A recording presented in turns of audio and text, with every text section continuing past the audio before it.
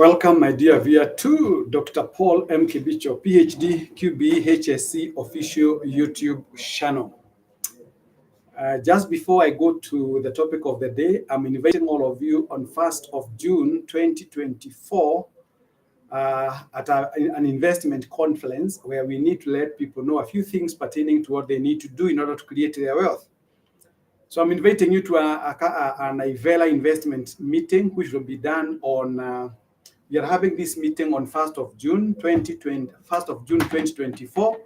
And I'm inviting all of you, those people who are available, those people who will be far away from where we are, you can definitely come and join us, and you are most invited. I will let you know that we will be having this training at a place called, I'm looking for this so that you may get to know all the details, but kindly make sure that you book this day. So we have a meeting which is coming on 1st of June 2023, and the meeting will be actually at Mebri Star 8. You're most welcome. And we'll be talking about creating multiple sources of income, passive income versus active income, budgeting, key factors to consider when deciding which investment to take. You can actually book for what we call your reservation. You can call this number 0798 999 000, 0798 999 000. You'll get what we call, you'll be connected to the event manager and will be booked for that particular seminar. Kindly make sure that you come. You're not being charged anything for that particular seminar. And I have been telling you that knowledge is power, but only if it is used. So welcome to what we call this open day. It's a very important, it's called Investors Day. I'll be the main speaker and you're invited. The meeting will be starting from 11 a.m. to 3 p.m. We are actually opposite Membre, but if you call that number 0798 999 000, you'll be given more information and insights pertaining to that particular day. So why am I here again today? I'm here to let you know that there has been this issue in Hulalabalo about what we call the taxation.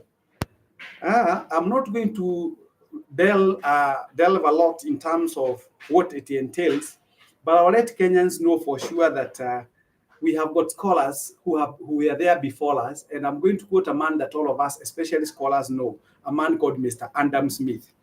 Adam Smith was the father of what we call Wealth of Nations. He authored a book called Wealth of Nations many years ago, and I'm only going to talk about what we call the 4 canons of taxation.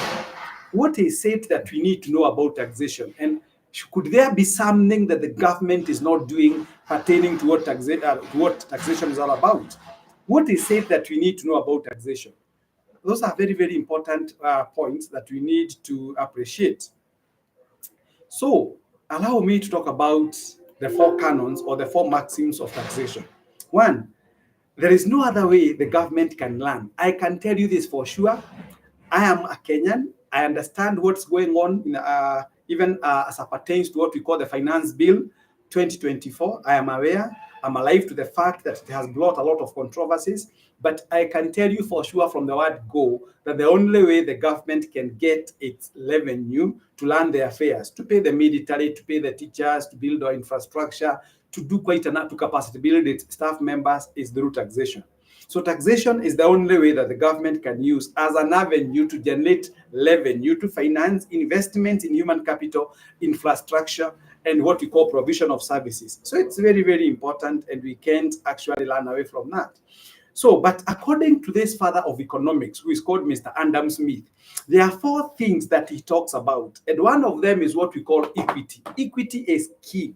Equity, I want to make people understand, taxation to the people or organizations should be proportional to their incomes. Allow me to mention this without prejudice that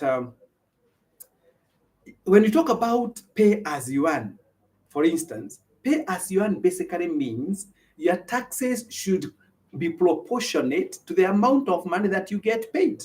So if you get paid 100,000 shillings, you should also feel the weight of that income that you earn. So according to Mr. Adam Smith, and because I'm not ignorant about economics, he talks about equity. And I have told you that equity should be in such a way that it is designed in such a way that it should be proportional to people's income.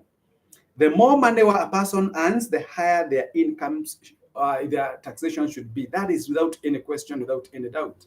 So we need to pay taxes, but which should commensurate or which should be proportional to the incomes that we have.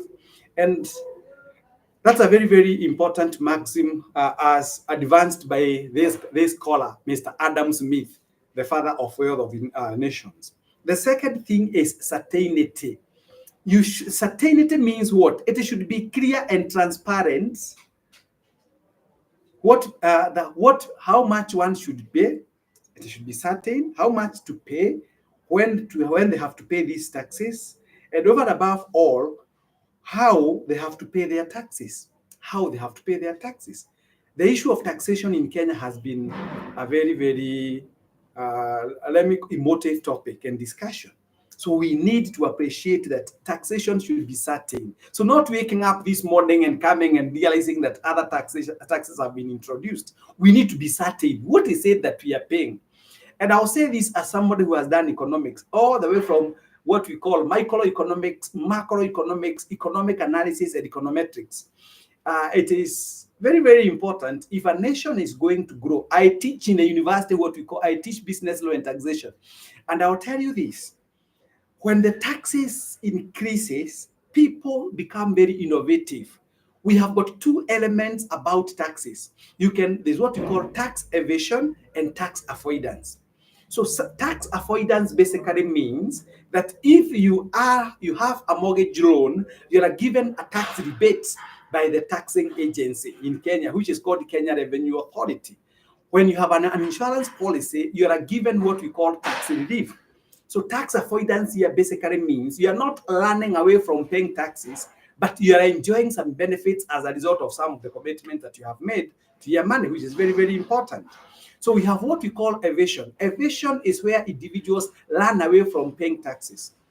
So I'll say this for free before I move on to the next maximum of taxation. That anytime, and please note, I'm not fighting the government. As a matter of fact, I'm the proponent. I'm one of the proponents who advocates that we must pay taxes. But then, if you increase the taxes, sometimes we lose it in terms of what we call FDI, foreign direct investments. What is it that those people who invest money in a nation look for? Number one, they look at what we call conducive environment to do business. They look at what we call the taxation regime. How is it? Taxation regime. Number three, they look at what we refer to as the labor force. Of course, investors want to come and use what we call cheap labor for that matter. But I'll say this.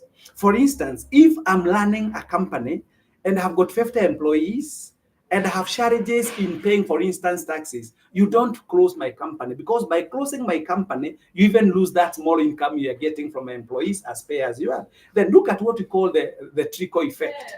For instance, if you close a company, the person who was employed in that particular company had rented a house, and that house that was rented pays what we call rental income. Number two, this person was purchasing goods and services from various chains. So what happens is that we lose in terms of incomes. So I would say that the government ought to expand its tax base, increase what we call the tax base, increase the net, so that many people can come on board as opposed to increasing taxes, because by the end of the day, when you do that, there are many, many things that can happen. We normally lose what we call investors to other economies. Like now, and the other thing that we must also be careful about is what we call the cost of electricity. How much does it cost? And then we must also remove what we call the red tapes, the bureaucracies, that before an investor is given what we call permission to do business in Kenya, they have to go through many processes. That one actually makes our environment not to be conducive for investors. Let me go to the third point without explaining a lot of things.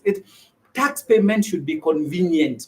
Convenient means if today as we speak, there are so many people who struggle filing taxes because they do not understand what it is that is required of them to file taxes. So we normally say the timing as well as the method of payment should be convenient for the taxpayers. We should make it very simple. I normally teach my students, it should be very simple, it should be convenient, it should be efficient, and people friendly. So when it is convenient, simple, people will be able to do that on their own, as opposed to go looking for somebody to file for them at a fee, which makes it rather a bit expensive. So taxes should be number one. There should be equity, there should be certainty, there should be convenience, and the final one is economy.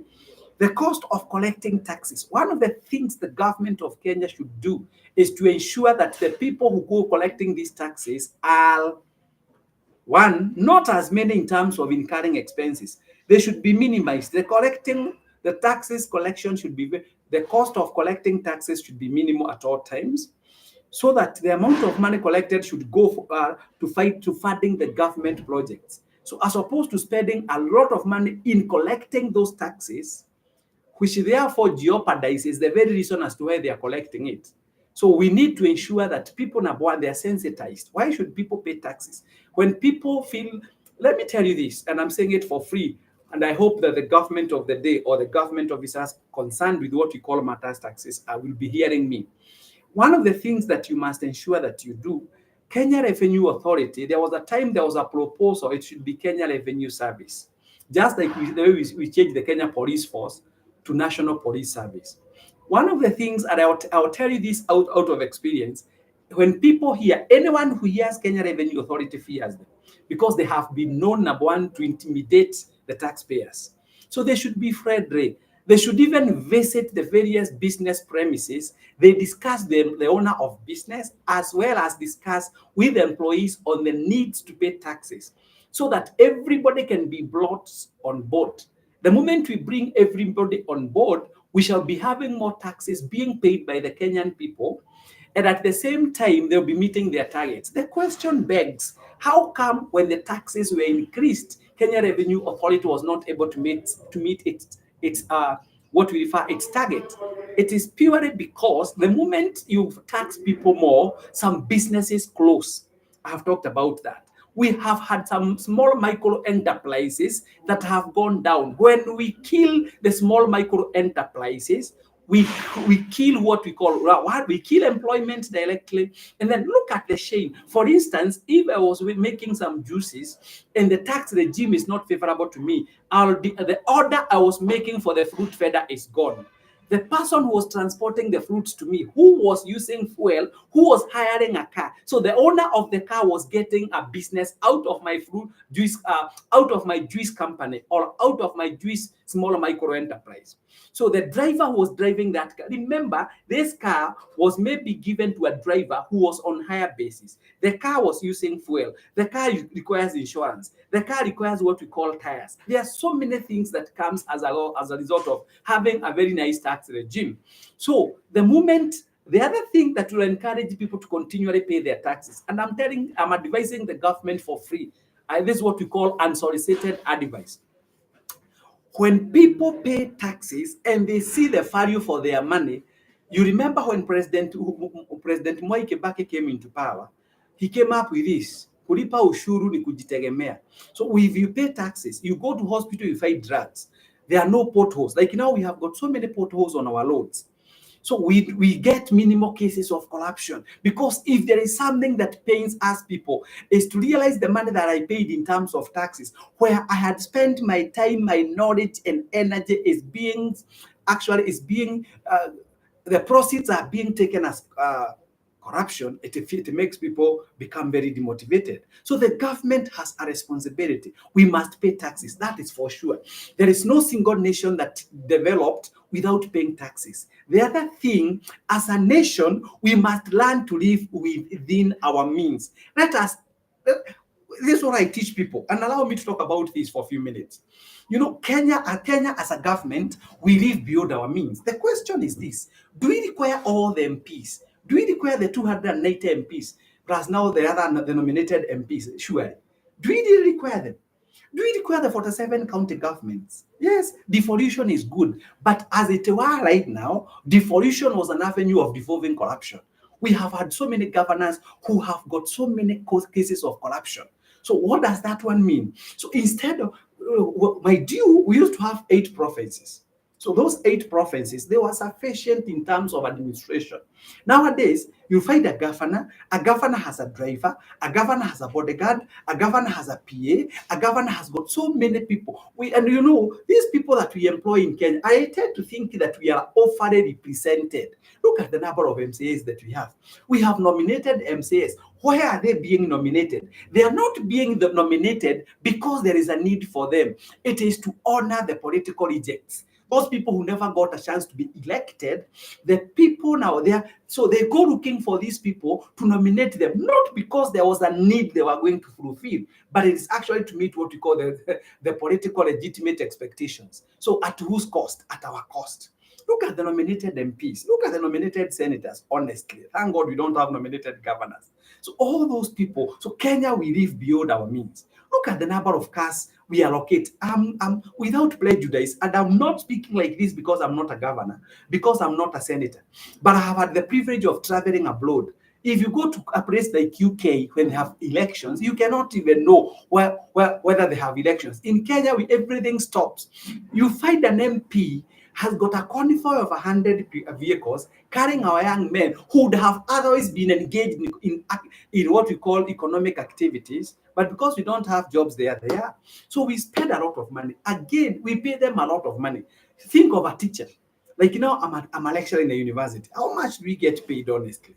Look at our interns, the teachers who are called interns. How much are they being paid? 17,000 shillings. Honestly, and we want them to educate our children. And I've been saying that more often than not, in Kenya, we have contempt for education.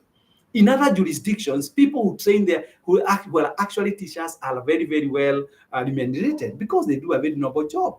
So look at an MP. How much does an MP take home? What are their perks? That the moment somebody becomes an MP, he is given a loan, a 10 million loan to buy a car. He's given 35 million shillings to buy a house. And remember, these people, they will learn for the next 5 years. And again, look at this.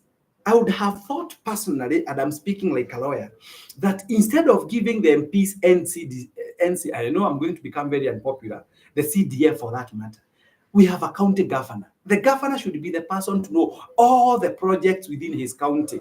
So we know that the role of an MP, for instance, there are only 3 functions of an MP. One is what we call legislation, to make laws. The other one is what we call representation, to represent those people who elected him to be the MP. And number 3 is oversight. There is nowhere matters finance come.